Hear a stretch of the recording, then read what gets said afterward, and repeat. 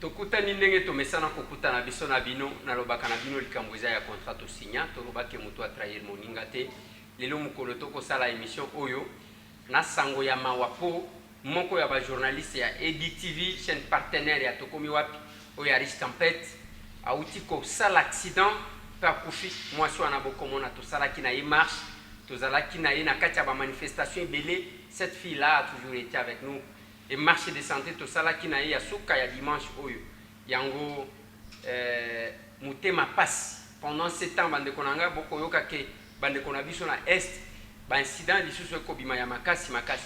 Lelo tolingi toyamba mutu wana tokoyamba ye na double qualité. Mutu yango aza nani bokodécouvrir ye. C'est un diamantaire, c'est un homme d'affaires. Bokoyeba kombo na ye aza mutu moko mutu tu oyo aza na Kasai na Mbujimai bayebi ye, bamususu bayebi ye na kombo, bamususu mpe bayebi ye na elongi boye. Tokoyamba ye tokosolola na makambo ebele bokitisa mitema tokotushe na makambo na bino wana te po tomoni mitema ebandi kobeta avant ke tobeta masolo yango.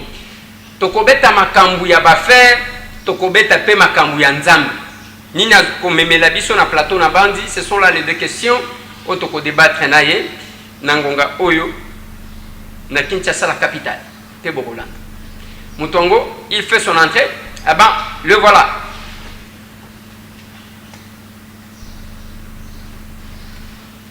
C'est bien lui, notre invité de ce jour.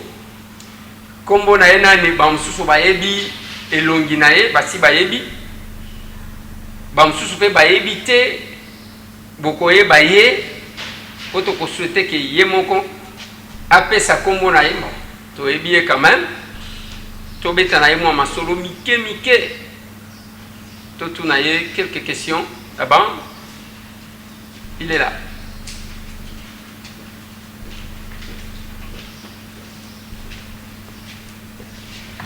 PDG. Voilà, merci. Invité Azawana Mbote Ndeko. Ndeko, ouais, Mbote, Mana Kololo. Na préféré que Yomoko se présente na ba téléspectateur au lieu on a présenté yo parce que na préféré se présenter yo zanani.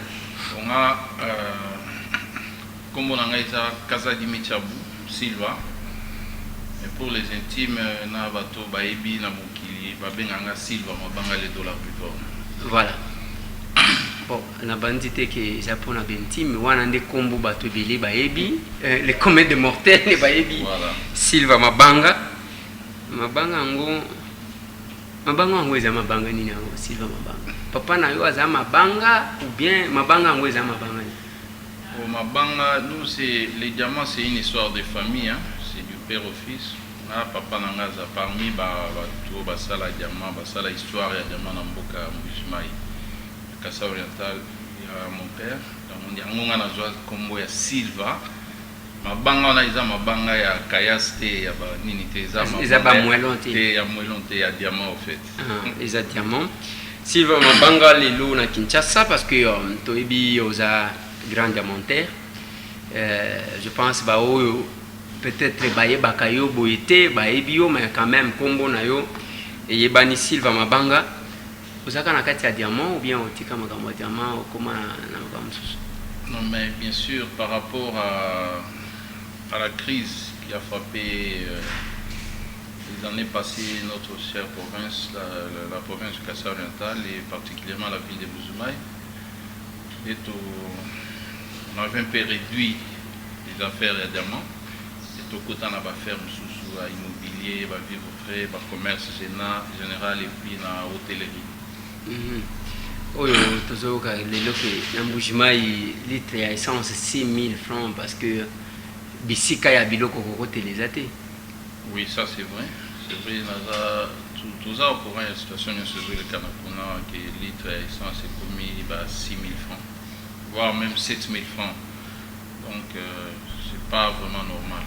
Donc les anormales. Bon, ok na ba o réduire na makambo ya diamant. Ok na ba activité mususu. Mais côté politique ok te. Osuki ka wana ou bien ezana face mususu. Et la politique aux politiciens. Pourquoi tout le monde doit faire la politique? Mais Trump, c'est un homme d'affaires. Il a commis chef d'État, a commis, oui, président des États-Unis d'Amérique. Oui, mais total à bango na musika, total à bango makamusu sur ça la gaïa moko, ce qu'on met na place bango lobi atanga moko na ko sala moté. Mais total à gande va sala makam na bango na tous. Pour moi, ce qui est politique et autres tambola bien té. Net na minito makamboisa tantôt plutôt, même les affaires aussi. Donc quand la politique a des problèmes, même les affaires sont affectées directement. Toujours senga na bakonzi mboka basala makambo na propre parce que na minute na Congo so bengi si partenaire ou bien investisseur ya libanda pour il y a un investisseur sérieux actuellement ne peut pas venir investir en RDC. Donc yango biloko na iso perturber biso trop na ba faire.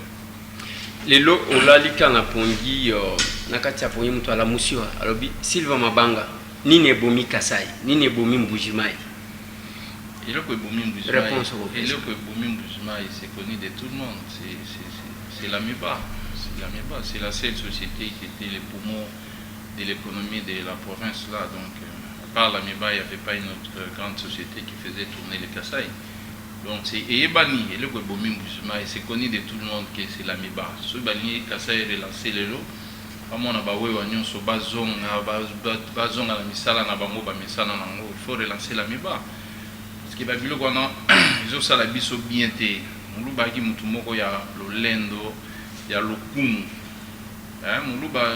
muluba bando ya na Kinshasa pona ko débrouiller te muluba abando mema mbongo muluba soit décidé à côté avion ya na Kinshasa abando mema mbongo muluba à l'époque to iba baluba muluba soki aso futela na lopango ba na facture ya mai ata ya 100 000 francs ata 200 000 francs abando ndimate bato ba cotiser il payait ça de lui-même.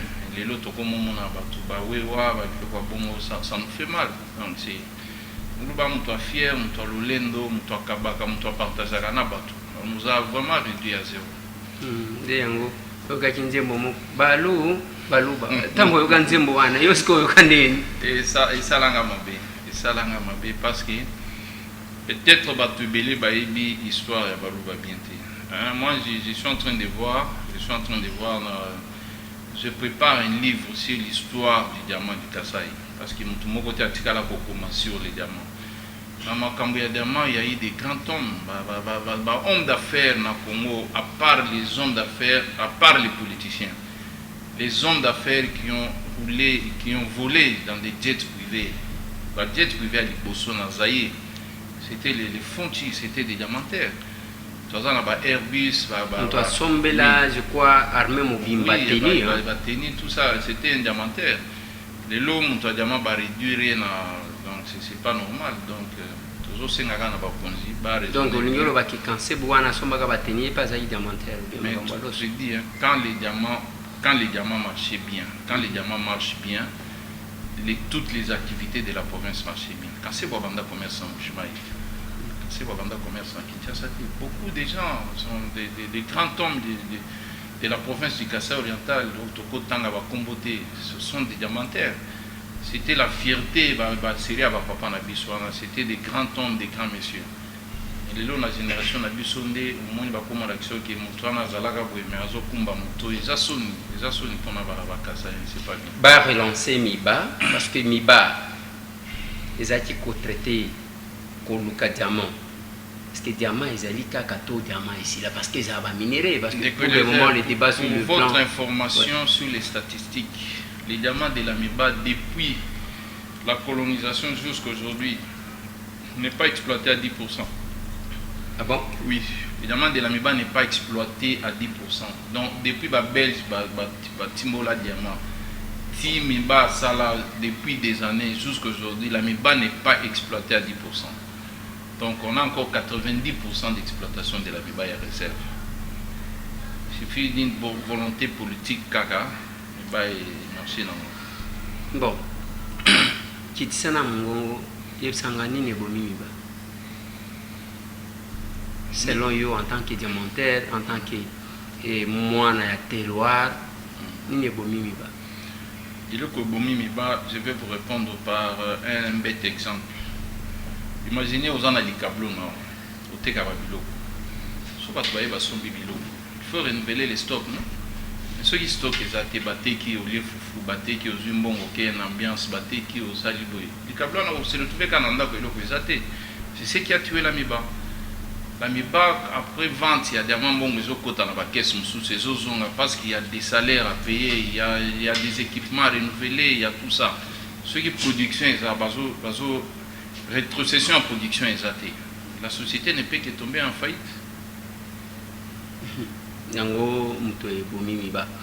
Donc les lots ceux qui au lignolo que ceux qui va relancer Miba ba we wa nyonso tozomona na Kinshasa ba manse ba tozomona na Lubumbashi ba musu ba na baza ebele ba komiti ba koma ba Afrique du Sud les lots soke na Afrique du Sud na Yoville on a Chiluba na Chiluba ouais na Yoville ba yamba kinga na Yoville kuna ipa ba moi l'Afrique du Sud, c'est ma seconde partie. Quand on est allé là des années, Moulouba, pour voir Moulouba, aller rester en Afrique du Sud, c'était tout un problème. Les lots qui na ville, on a aucun ville Moroboy.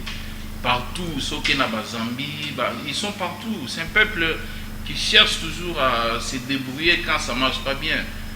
Mais les plus importants, c'est qu'il faut d'abord qu'ils se sentent à l'aise chez lui. Mais moi, pour vendre la peine en musulman, ils athées. Balubango. Les femmes sont maltraitées.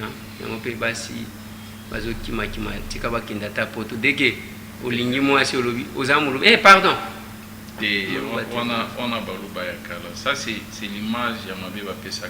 C'est vrai, il y a un moment où les Baluba. Parce que moi, si, je respecte et Moulouba respecte moi, si tu es, dès que au Uganda, pardon,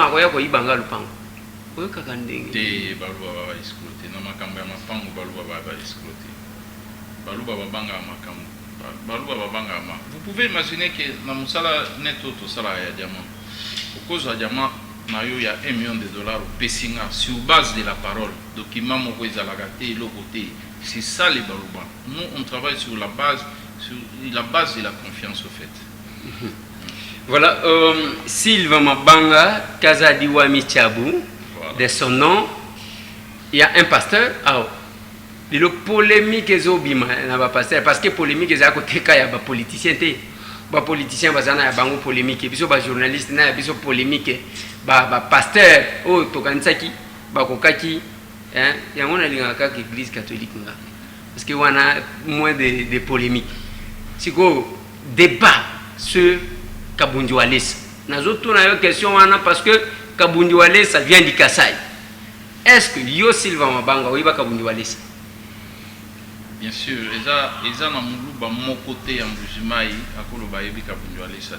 Kabundiwalesa n'a très bien. En tout cas, n'a très bien. Oui, bien,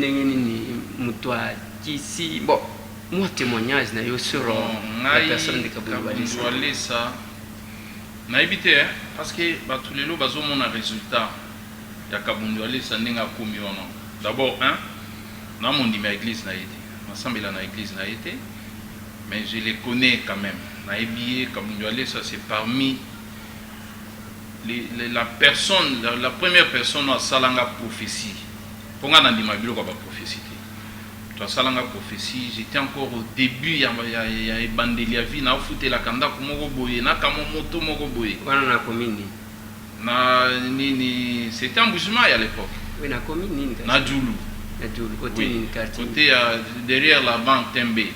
C'est la seule maison que j'ai vue en Bujimai. Ouais. Oui. Kabundiwalesa aleka boye parce qu'il part il y a bando les kananzela yembaka te et puis on les traitait d'un fou. Ouais. Parce que c'est un monsieur mbunda moko boye na bana na ye na mwasine bozo mona wana omona papa mobimba la mukika na tongo la misi bana na nzela bazo yemba bazo teya il passait na nzela abenganga kota na lopango na esika na zo futela bi omoni yo yena mwasina yena bana na ye donc mwasina ye pas aki na kondi mama wana bozo mona wana c'est na éviter dimension nini ya kondi mazala ina parce que moi si mususu alinga kia boya biloko wana c'était une folie de grandeur. Kabundi aleka na nzela ba kota na lopango na lobana na moni yo les gens vont par ton nom là ba travailler bango d'une façon ou d'une autre puis tu seras un grand na loba moto azali bon donc c'est comme ça que je les connais Kabundi na ye ba ekala naza na ba témoignage na ye ya kosakana te nasambelaka epa na ye te. Et puis quand il faisait ces histoires là Kabundi abando ebisa biso ke bomoni ngai le monde va parler de moi bozo sekanga bozo lobana nande naza liboma mais un jour ngana côté na poto ngana côté na États-Unis nazo ebisa ye mais yoza fou passeport ozala nango te visa oyebi esika bapesa yango te côté na poto ndeni. C'est comme ça que j'ai connu ces messieurs-là. Donc, on a bateau les loups, on a peut-être résultat. Il y a Kabundi Walesao, Baébiété. N'ensemble, il pas je vous ai dit. Mais des fois, ça me fait mal. L'air, tout le monde a tout l'anda na internet, tout l'anda nini, tout ça, l'air, tout le monde c'est pas possible. Donc, les longs ambassades à l'issue parce que tout ce que les gens font, les hommes de Dieu, comme ils kisi. Donc, nous avons ambassades à l'issue, tout le monde a dit, mais l'ensemble alors. Oui, mais Sylvain Mabango, il faut quand même tout réfléchir. Tu es vivant, tu vas bien, est-ce que Kabundi Walesa, depuis qu'il est aujourd'hui, Kabundi Walesa na niveau ça va? Au chokutani au kutike changement exacté bamwa bord moko bord moko ya ba laboratoire et cotaté parce que mutu soki a chaque côté na bamwa bord moko il y a un laboratoire, moins comportement. En ce que je sache, Kabundi pour les fréquenter, et là on a la condition. Dans la condition, il y a ma casse pour les fréquenter d'abord. Pour l'entourage à Kabundi, il faut la correct. Aux hommes, nous avons tout, nous avons embêté, mais la condition n'est pas d'abord on est salarié. Moi, ça fait. Au lieu de la correct. Na lobi te que naza correct na lingi ko créer un problème na ndako te mais nazo tunaka na lobi boye azana ba condition moko ya bonga naza mosali nzambe te naza mundi oui naza mundi siko ya linga umemanga na ba niveau ya kuzala net mosali nzambe naza mutu ndeko elezer siko Kabundi ndenga zana akulinga te ayo kataki umeli ata masanga il est trop sensible na babiloko wana yango monaka usali ata te bon na basanso wana kaka ozomona net 2017 mobimba na moniete 2018 ngana nakuta mais si je vais le voir soka yoki kizanga ko yambanga maintenant ba condition newa yango nazo exata bato bazo entourer Kabundi lelo ba protéger lumière wana zana mo ba protéger ba boma mwinda wana te parce que Kabundi zana mwinda moko bato bazana dimension spirituelle ne bayibi bato bazo bundisi wana ko bayibi grandeur na ye. Donc je l'ai rencontré quelques fois, j'ai trouvé que le monsieur restait le même. Dès que je vous donne un bête exemple. Kabundi na Kinshasa, combien de pasteurs Toyoka na Kabundi est venu à Kinshasa à peine. Combien de pasteurs au Toyoka, des grands pasteurs, oh les lots, bandimi batiaka kaka mabonza, église, totonga église, mais entre temps, pasteur azo somba banda ko ibele. Moi, une fois, j'ai dit à Kabundi, si totonga église, en gros, totonga maté. Mais banda ko azo tonga ba immeuble, azo tonga, mais Kabundi na Kinshasa, tala iska sombilo pam, talanda ko ya église à tongi. Mais il est resté toujours dans la condition de la kanda ko ne alimenter wana. C'est pas normal. Ngana ibisa ke mo mususu. Ceux qui continuent à revendre dans la condition, ce n'est pas normal. Naibisa ebo naibise me nzamba sali nzamba ye azolo bananga ki te nzamba nazila kaka tim kolo nzamba kolo bana somba lopango bongo akozela tim kolo. Moi je lui ai dit au moins il n'a pas condition de faire dans la kanda pour ya ebandeli ya vie na Kinshasa. Je ne vais plus venir ici parce que tu es déjà béni d'une façon ou d'une autre d'avoir comme ça tu es béni, mais cherche soit une belle maison comme les autres pasteurs.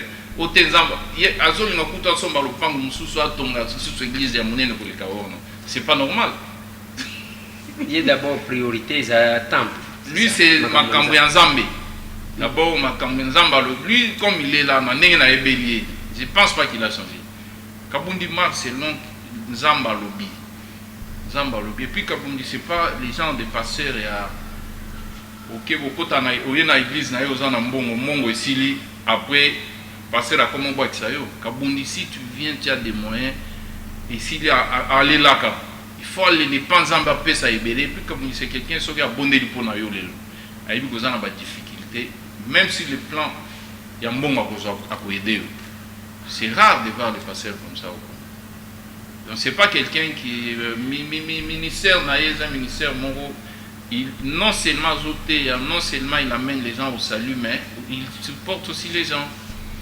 Donc voilà. Naza mon dimina été, nazo côté la été, mais je parle na makambo ya kabundu alesa onga silva mabanga na yebi. Onga na yebi. Donc olingo loba que nyonso bato bazo kanisa que kabundu alesa c'est un magicien. Au monitango monaki wera sona salibo ya bimisi moto. Oyo yepe abimisi moto baza soki bato ya 32e siècle. Siko eloko ekamwisa kinga to esekisa kinga. Tangu nasalaki na bandeko moko émission sur kabundi walesa tangu bazotangelanga wera bimisi moto na bite wera gana zwa collier ya wera na lata na bi wera uzana rien na mona pelo moko te et puis wera ebi siko bango ngana zo mona neti côté wana iza oyo azomona omoni oyo abimisi moto oyo abimisi moto donc déclaration de quoi Eliezer makambo ya moto na bien ngote na tikala ko mona ngote. Moi je parle du vécu makambo oya ngai na kabundu alisa onga silva mabanga na vivant na kabundu alisa na yebisa ka batuke ngai na sambela tuna bandimi na yo bazola manga na minito bamona na kota église na donc peut-être une fois après 3 ans soki na occupé pour na kota ukota boye komi makambo ya gêné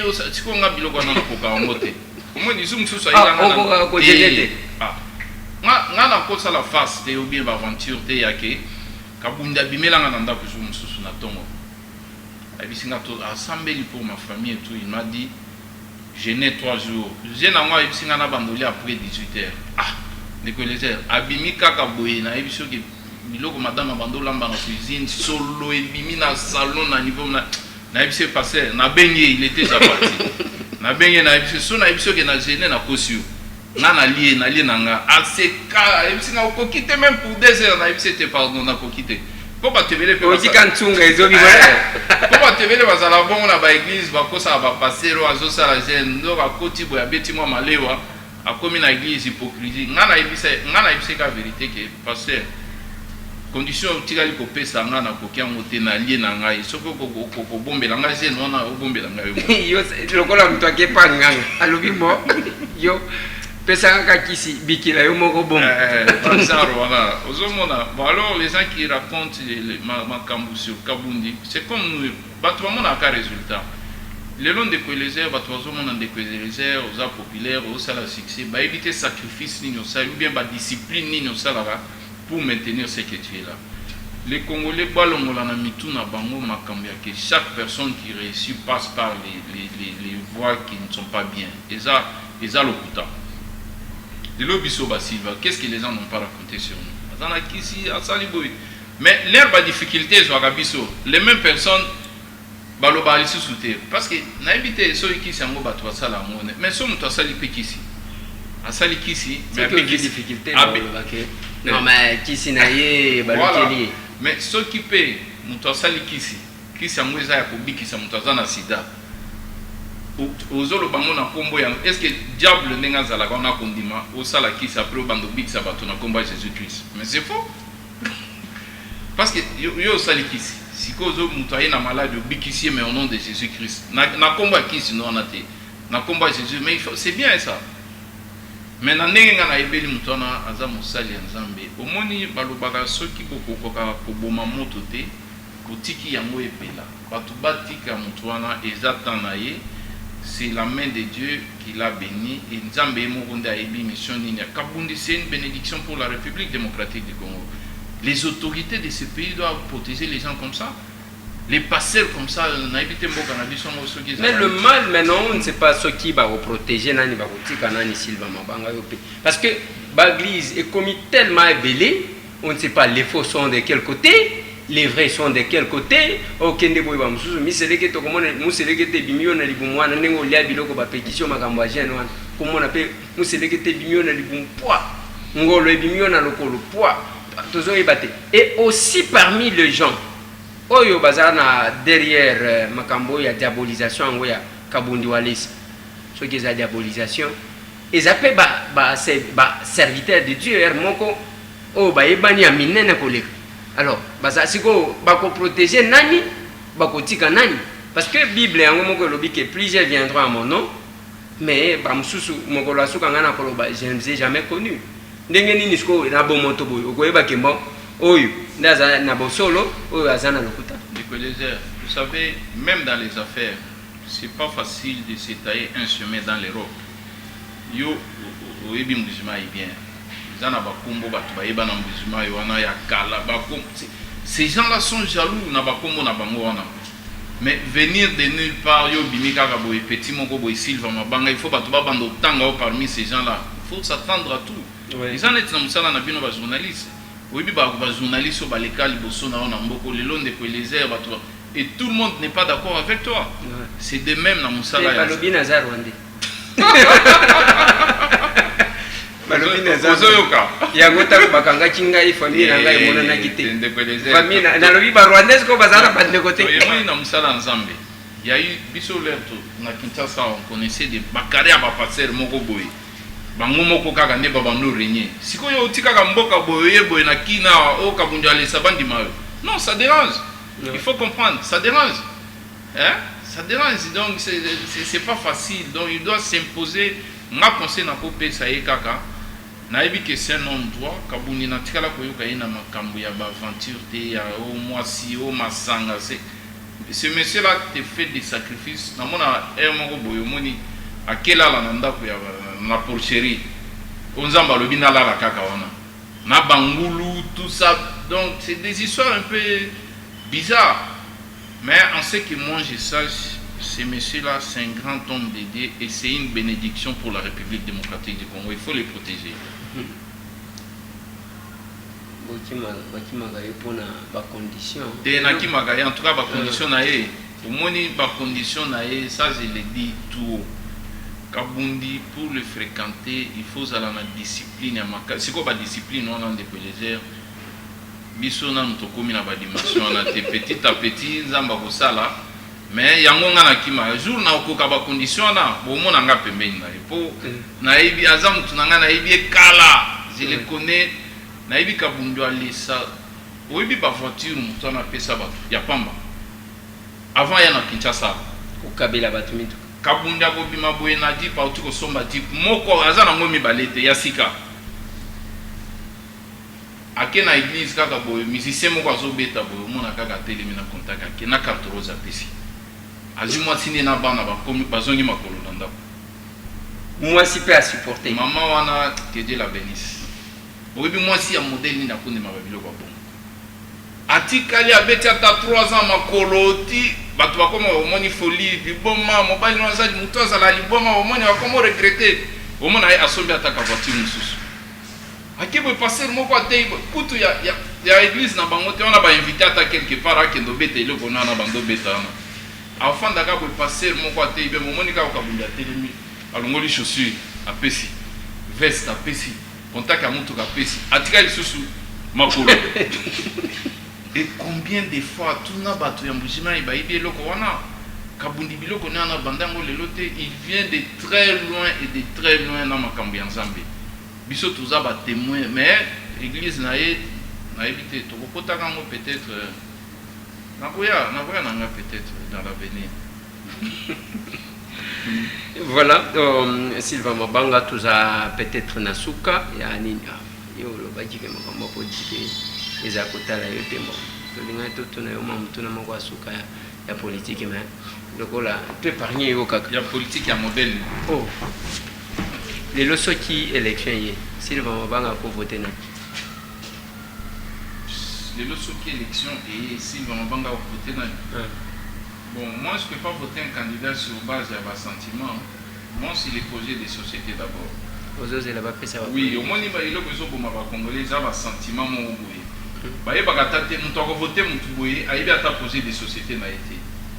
C'est très important pour tant au moins il chance moi chance mon quête aux amours par rapport à bateau basala badiama karande que les moi j'ai arrêté les affaires à un moment pour faire l'université tous moi chance mon ya ko batsa moi maele na ba faire tout ça là na ko kinde boye ozala ndeko nanga ozala ndeko les au moins ata yo sopesi na ba élection ndeko les aides fona tanga programme na yo voter au parce que le baka bien na télévision na radio tout ça so na moni programme na yo convaincre ngate na voter au ndeko les aides mais c'est bon programme ngo etikala kana papier te et puis na kotu ezande muto alobi bomoni ngai soki bo voter ngai boko bana kotambola iso na mabele te na kotiela bino omoni neti wana Kinshasa na lingi kozonga na prison te na 2011 batieli biso partout ba photo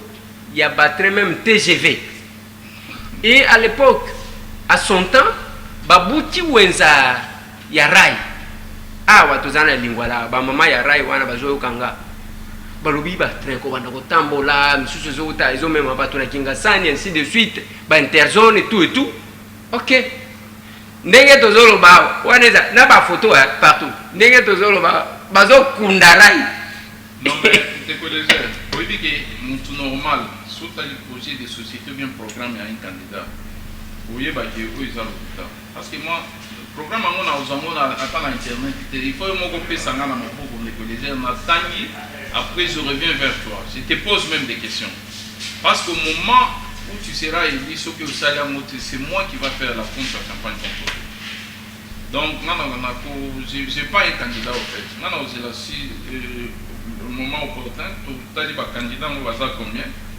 et puis totali à qui on peut donner sa voix. Sylvain Mobanga tozana soukame nano sepelaka na ye parmi les acteurs politiques. Parmi les acteurs politiques. Oh sepelaka na ye kaka. Mokia. Pour ni nazana projet de société abi. Non. Pour nous on ko sepela. Oyoki.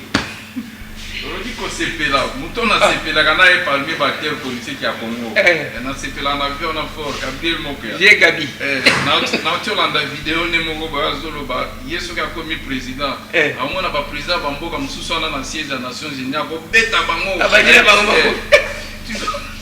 siko biloko na sepela na ngomini sepela kana animation wana to sepela kana projet de société parce que ça aussi c'est un projet de société non bon projet de société à bana obeta batu bako projet de société ne na landi na vidéo na lobby net muto asnel courant ezata ko benga ya les films c'est un projet de société na ye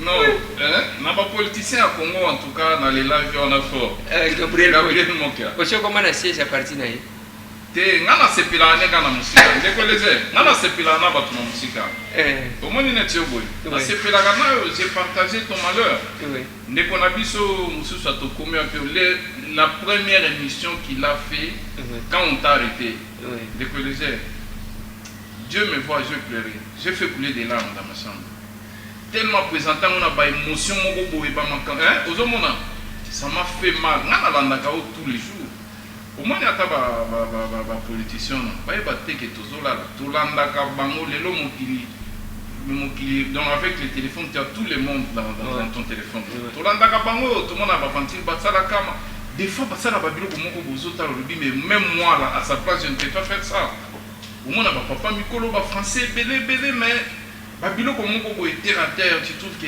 même moi Sylvain, si on me mettait dans sa place, un jour dans beaucoup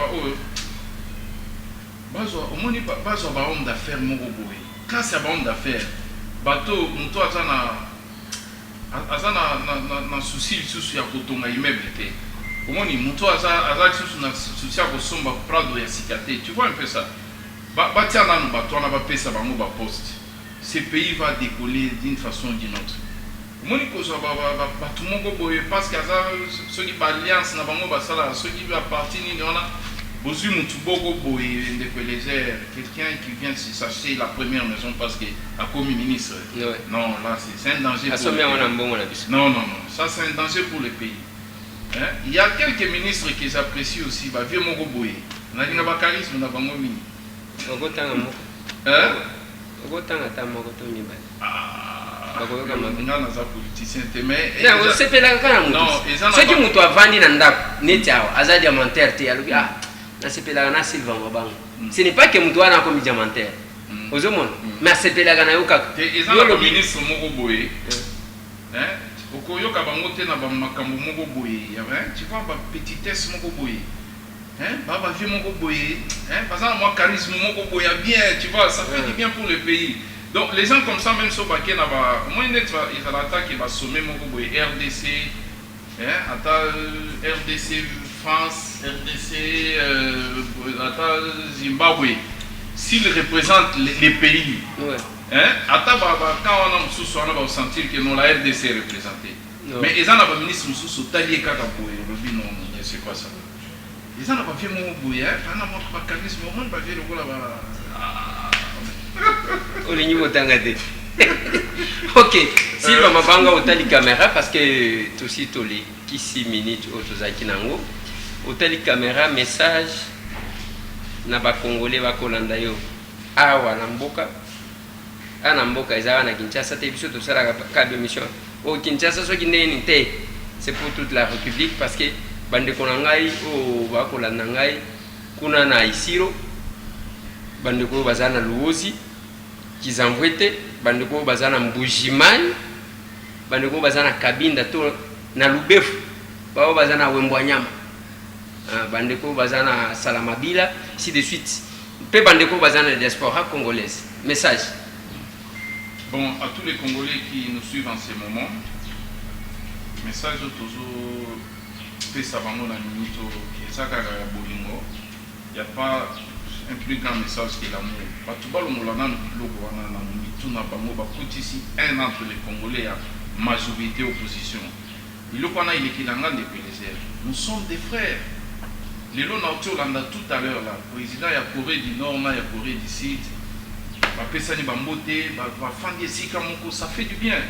Moi, dans le Congo, ceux qui ont la majorité, attends la fête, il y a mariage, il y a moi, il y a opposition à côté de l'été. C'est pas normal. Ceux qui ont à l'opposition, ceux qui ont sur la nave, comme on dirait, non, on dit, oubliez vos petites choses là. Mais laissez quand même un bon parfum derrière vous. Il y a un d'abord. Il n'y a pas plus mieux que la RDC. En tout cas, moi, quand je suis partout dans le monde, c'était que quand je descends en île, je suis dans mon pays. Et là, on a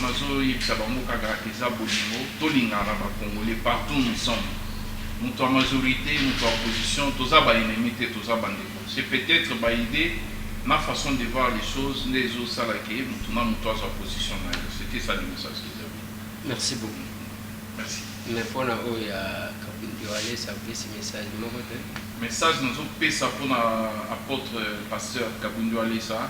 Et ça, quand il y a eu ça, bateau, bateau, ça y est que babundi saranzam était. Babundi saranzam était parce que et l'autre chose que ça, ensemble soit tombé il faut les soutenir. Bati Kabundi saranzam nous allons ensemble mon nene Kabundu Alessa ça bénédiction pour la Congo. RDC, na bande konyo soazo. Les lots nazo landa ba vidéo Kabundu Alessa zoté en poto. Que les airs Dieu est grand. Ouais. On t'a rendu à n'a pas venu il y a salité dans le musulman, il y en a moi boy. Azo les lois commentaires dans la grande salle dans poto. Mais ça c'est un miracle. Ça va Kabundu Alessa y est mon quoi, c'est un miracle d'abord. Donc il faut vraiment l'encourager, les protéger, aller battre, aller capter batouter. Puis le conseil moi qu'on a repéré ça na bateau bazo fréquenter bazan entourage na yé. Bam marcher selon volonté ya Nzambe et puis bam marcher ndenge Kabundu Alessa yemo kwa tambola. Ce monsieur là s'est fait des sacrifices énormes. Ça là va sacrifice makasi, c'est puni d'abord lui-même pour être ce qu'il est là. Donc dans le senga na bango nyoso na bato ba yambaka ye na poto bo continuer à encourager ngam ko Nzamba kolinga na kota église na ye na kokota mais pour l'instant j'ai pris d'abord là où j'ai pris. Merci beaucoup.